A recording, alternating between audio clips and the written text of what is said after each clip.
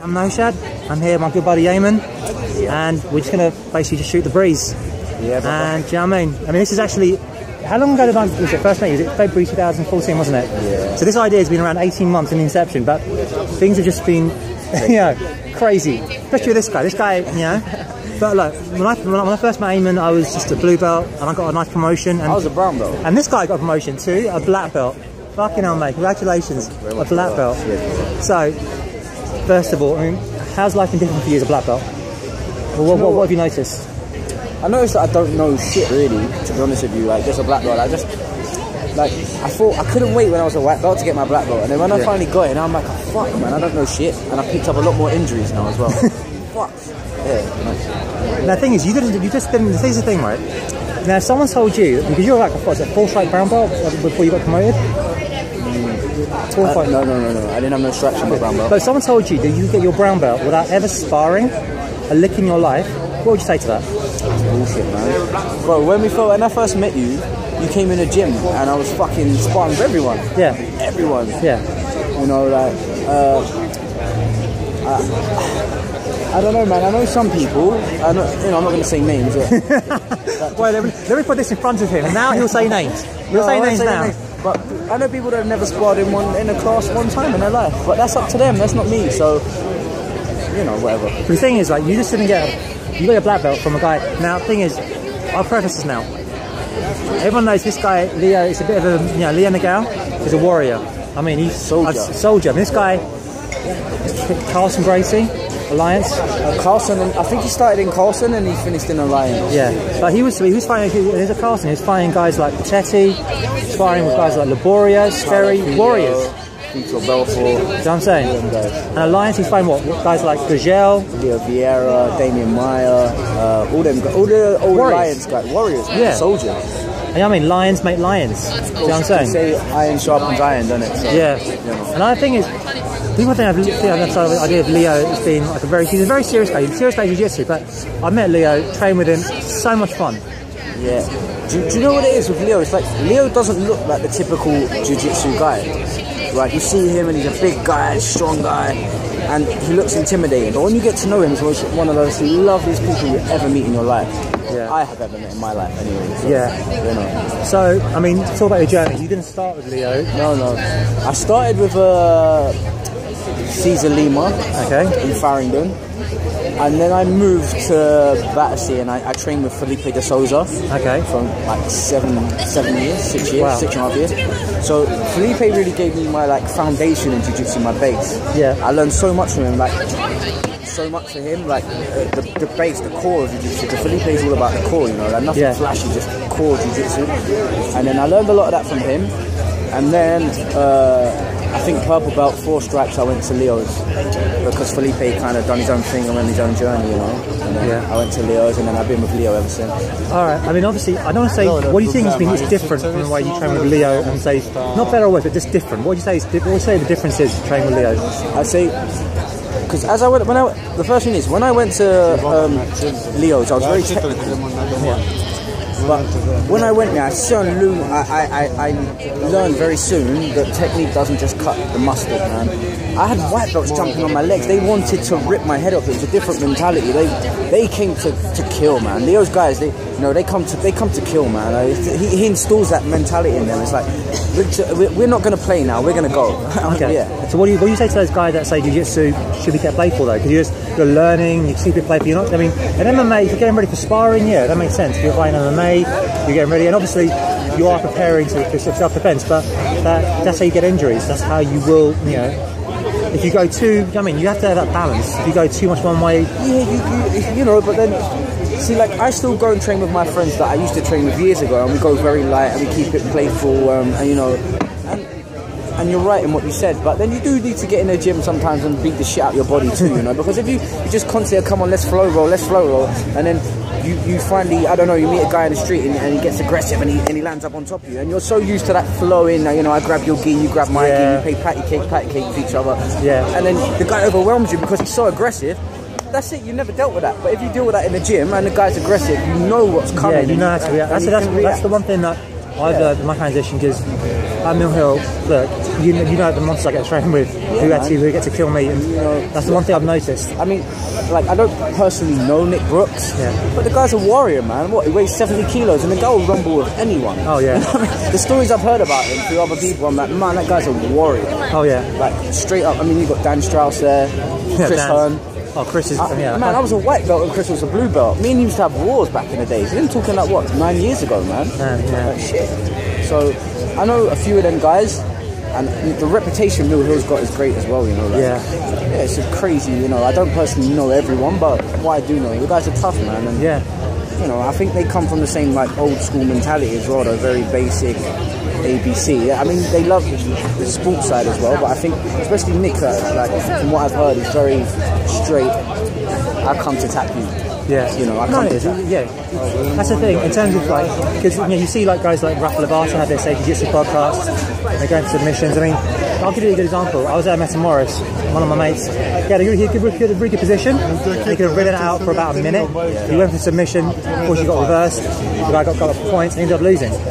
And part of me was thinking, do you know what? If he just stayed on top, he'd had a gold medal. Yeah. But how do you feel? I mean, do you think that Jiu Jitsu, especially points-wise, we're seeing guys who are looking to win by points. We're not looking to guys who are winning by subs. What would you say to that? Well, I don't know what to say to that. I mean, shit, my opinion doesn't really matter, really, does it? I know, you know, whatever. But at the end of the day, you know, like, just. What I think Jiu-Jitsu too emphasis now on, okay, I'm going to pretty sweep you, come to the top, leg drag you, get my points, or whatever. But I think the old school guys are like, nah, man, I've come to make you tap, bro. You're going to tap. If you don't tap, then you know, like, people are not training enough for the submission now. They're just training a lot for the sweeps and pretty stuff, you know? Which is up to them, because that's the new style, you know, like, whatever. Yeah. Whatever. What I like about Jiu-Jitsu now compared to how it used to be is that I'm like heading to your gym, training with you guys, we're all friendly. That's one of the things I'm very happy. You come out to Mill Hill and you can come down and you train. And there isn't that division before. Before there used to be a lot of, you know what it was like back in the day. If you train at one camp, you couldn't train at another. Well, man, you know, talking from my own experiences, I fell out of a lot of guys in Jiu-Jitsu, you know, over stupid shit like that, you know, like, man, I got friends in so many different academies. I like to train with a lot of guys, you know, like, what must I do, you know, like, they're my friends, man. If we want to train, we'll train, man, and that's it, like, and Leo's cool with that, man. Leo's like, always, man, when you came down to the gym, Leo's like, come on, man, spar with me, it was nice. Oh, man. You know, oh, Leo, oh, God. He was doing one-handed, and I was like, oh, God, when he puts a weight on you, it's like, he goes, man, come on, and I'm like, oh, dude, God, I want to die. You feel like dying. Do you know what? You know he's using like a billionth of what he knows. Yeah, man. It's just incredible. But you learn so much, and that's the thing. It's a real experience. You will learn so much from training from Leo. Anyone you get on the mat with anyone quality, like Leo, like, you know, obviously like Nick or Chris or Dan or my instructor, obviously, you know, Sean Beatty and Hanley. I learned so much from just sparring. I'll actually take back, and sometimes what I'll do is I'll spar. I think, how did that guy do it? What did I do here? And I'm taking notes from the sparring, rather than the actual, you know, techniques that we used to build in class. Mate, you know, like, I sparred with so many like high-level jiu-jitsu guys, man, and like, because I just want to clear this up now.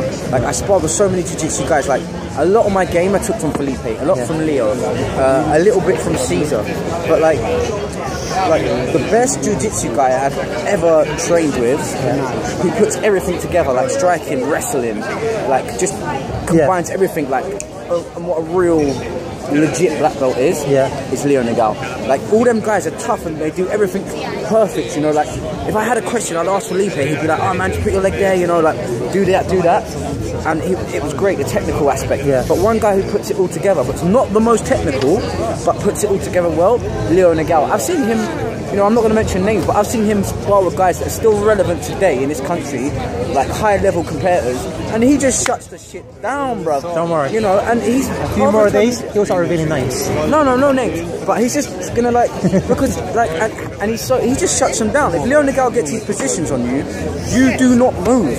Like, and when you move, he only moves when he wants you to move. And, you know, this guy's like, jiu-jitsu's years old. Does that make sense? Yeah. And he shuts you down. And I've seen him shut a lot of high-level guys down.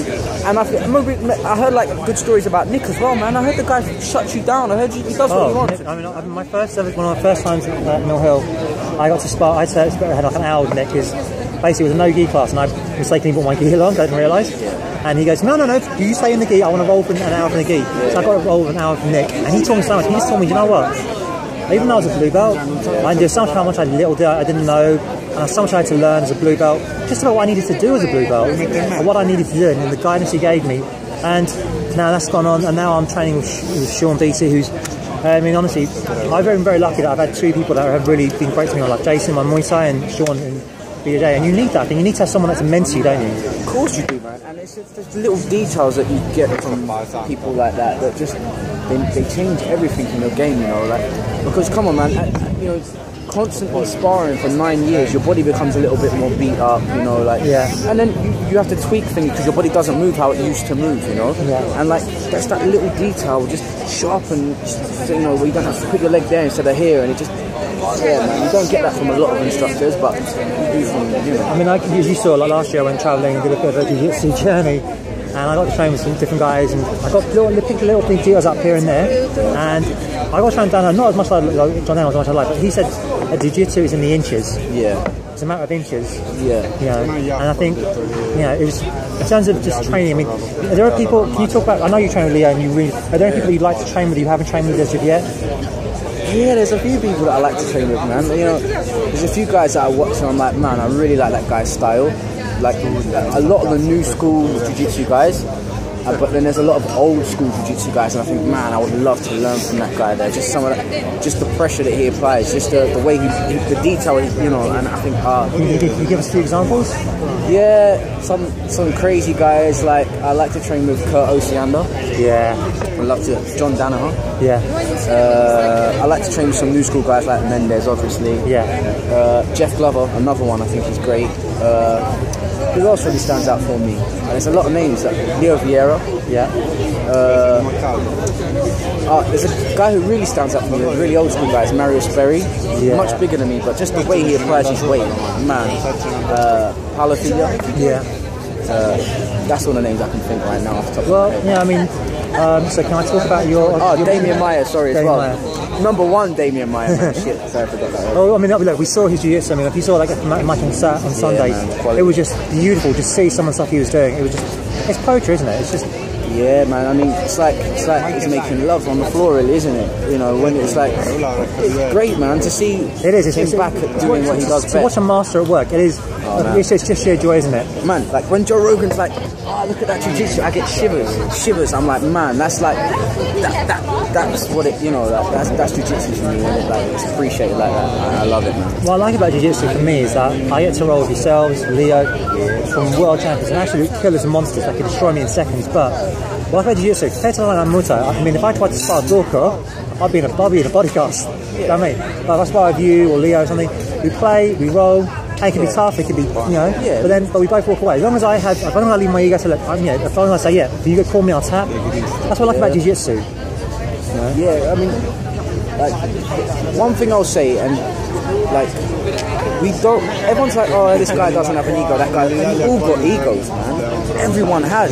So to simply lie and pretend you don't have an ego is bullshit. But I think jiu-jitsu learns you how to control that ego. Like, okay, I wasn't having such a good day today. That guy tapped me out. That's to make it work for you, basically. Yeah, man. You know, like, it makes you appreciate things better, you know. So, I mean, like, kind of stuff like what are you working on right now in your jiu-jitsu? What do you like to say? Like, this isn't like area I'm looking to focus on. If you want to show, if you like to get the show. Yeah, no worries, man. Like, obviously, as I said earlier, my body doesn't move how I used to move when I was younger. You know, like. Hey, you're still a young man. Come on, dude. I'm in my 50s now, you know. But you know, like I'd call 70 myself. But when my body doesn't move like that anymore. So you sparred with me, like, man, you know I love leg locks. I do the same story, right? So I go for De La Hiva. I play my De La Hiva. That's what I like to play. And within seconds, he's like going for a leg. Now, the thing is, I recognise a leg lock, and I tune on my leg locks as well. I know my knee bars as well, so I recognise it. And I'm putting pressure, but I'm like, whoa, what's going on? And then afterwards, though, I said, you know what? Now I know we're playing leg locks. But I play it because I love playing leg locks. Now, some people don't like playing leg locks, and what do you think about that? I mean, I understand that they're dangerous and stuff like that, but if both you agree and you're not going to wrench it, do you feel that's something people should play? I think it's bullshit when the instructor's like doesn't, you know, I think I was like a purple belt before I learned how to do any leg lock. I mean, I knew the straight lock, but I didn't know anything else. And I think it's bullshit when an instructor doesn't allow his students to just play about, you know, like, because that's what you learn, you know. Leg locks is jiu-jitsu, whether you like it or not, it fucking works. And if you take that out of the game, you're taking like 50% of the body out of the situation. And that's bullshit. When an instructor's like, you know, a guy, I'm not going to say the guy's name, but I sparred him last week, right? A well-renowned guy in the UK. The first thing he said to me was like, bro, go for my leg, he'll hook me, anything you want. He's like, because that is jiu-jitsu. And I was like, man, I was gobsmacked. I was like, man, this guy's a cool guy, like, you know. That's the thing, I love the thing is, my background is I actually started doing the CSW, like Eric Paulson's submission wrestling, and Eric is known for his leg locks here with the neck cramp. So that's what I learned first, that's what I learned first. So then when I started doing jiu-jitsu, I'm like, no, none of that. I understand that, I was a white belt, I get it. And you need to learn everything. You've got to be smart with it, but I do think that leg locks are a wrong game. Now here's something that some people, you talked about striking earlier. Now, I've been to some schools where they don't teach striking as part of jiu-jitsu, has defending against striking. What do you feel? Because there are some people that say, do you know what, if you want to learn jiu-jitsu, learn jiu-jitsu. If you want to learn self-defense, learn Krav Maga. Well, what do you feel? I mean, do you think, because jiu-jitsu, I think you should learn everything. Striking, defense, grappling, all of it. You go to Leo's school, I mean, I'd say at least 3 classes a week he teaches self-defense jiu-jitsu. At least 3 classes a week self-defense jiu-jitsu. 90% of his jiu-jitsu, 95% is like, excuse me, old school Vale Tudo jiu-jitsu, you know, like self-defense, street style jiu-jitsu, you know, and I think people should learn that style, because as I said, when I was a purple belt, I never knew anything. I went into Leo's academy, man, the guys were beating me up, white belts were like jumping on my leg, heel hooking me, I'm like, bro, I don't know how to defend this shit, do you know what I mean? So like, Leo's like, nah man, we've got to toughen you up, like, we've got to teach you something, we've got to get you to box, get you to wrestle, you know, like, whether you want to do MMA or you don't want to do MMA, but you need to know, bro, because what are you going to do, pull guard in a street fight? Can I just say something? You've had a friend, and he will remain nameless, he got his purple belt, he had a street fight, I was there, I saw him, he had a fight with a guy, the guy came towards him, he jumped guard, knocked himself out cold on the ground, out cold, and I was like, you jumped guard? Dude, out cold, and I was like, man, like, he does that, like, but that's what he was taught in jiu-jitsu class, jump fucking guard, like, bro, if Leo saw you jumping guard on someone in the street, he'd slap you in the face, he'd help the guy beat you up. I mean, one of the things I'm learning now is I'm trying to learn some judos and put my takedowns. Talk about, like, say, an average week for you, how often are you doing jiu-jitsu, how often are you training striking, and everything else, and just give a rough idea, give a rough breakdown.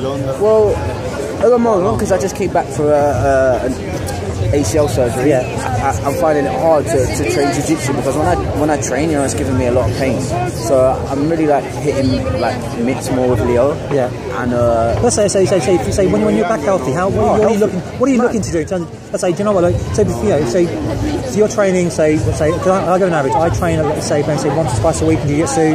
Hopefully, maybe I lift weights a couple of times a week. So that's just an average. So what would your? I say if you're healthy. I would train with Leo striking every day. And I would train with Leo 3 times jiu-jitsu a week. And I would train maybe another 3 times with my friends down at another school. When I'm healthy. But now mainly I'm teaching a lot, you know. So it's hard. That has to kind of cut down. And as I said earlier, and I keep saying it, my friends always like, dude, you look young. I'm like, dude, but I look young, but my body is physically mashed up. You know, my elbows fucked, my knees are gone, my back's gone.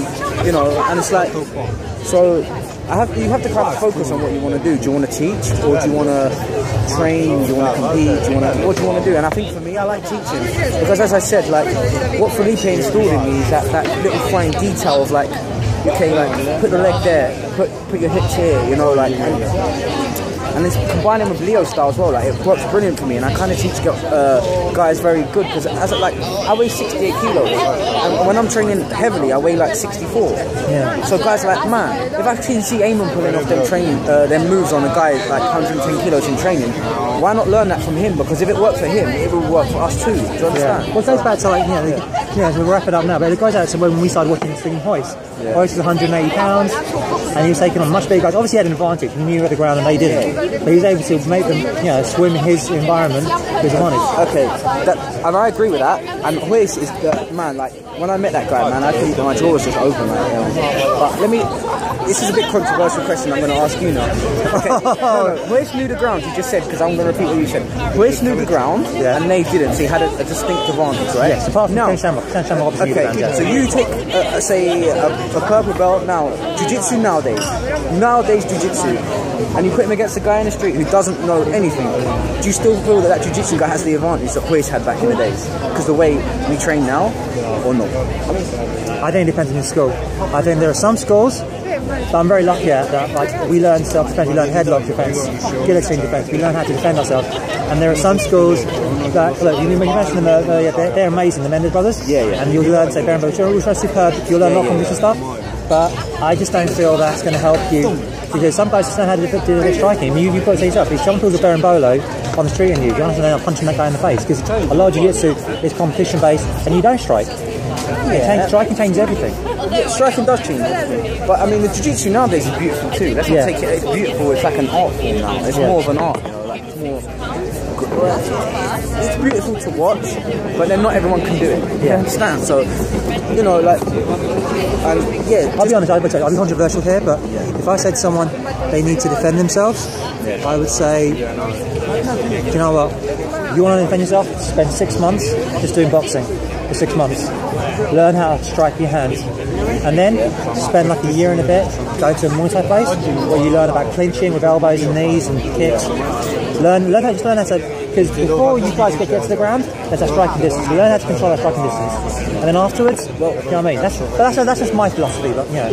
Well, I mean, like look at UFC 1 when Hoist came out and he was, you know, doing his thing, measuring distance. You know, like.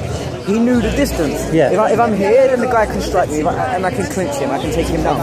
Nowadays, in a lot of schools, and I'm not trying to criticise anyone, they don't teach that clinching distance. Because when we're playing in the gi and we're grabbing gis, and there's a lot of like stuff, and we think it's all fun, and it is fun, right? When we're doing that, it's fun, but we don't learn the distance control. And that's what Leo does, like tell us. Like sometimes when I do the Brim and Bolo and that, and I'm playing with Leo, he's like, he slapped me in my head. And I'm like, oh, and I go all crazy and stuff, and he's like, dude, what are you doing, man? Because the distance. You know, and it's like, man, and sometimes, you know. Cool. So we'll start wrapping this up. So, is there any message you want to give out to the guys that are seeing this? Any like, if you can share one thing with these guys watching this, you want them to take away one thing away from this, what would you ask them to take away? Well, there's not much they can take away from a 22-minute video, but you know, but you know, first of all, keep doing what you're doing. Keep doing what you're doing. If you're into the sport, train the sport. If you're into the martial art, train the martial art. But try and have a mix of both. Do a bit of both, you know. Like, don't be too one way, but don't be too the other way. Do them both. Two sides of the same point, basically. And that's it, really. Cool. Ayman, thank you so much for that. Us.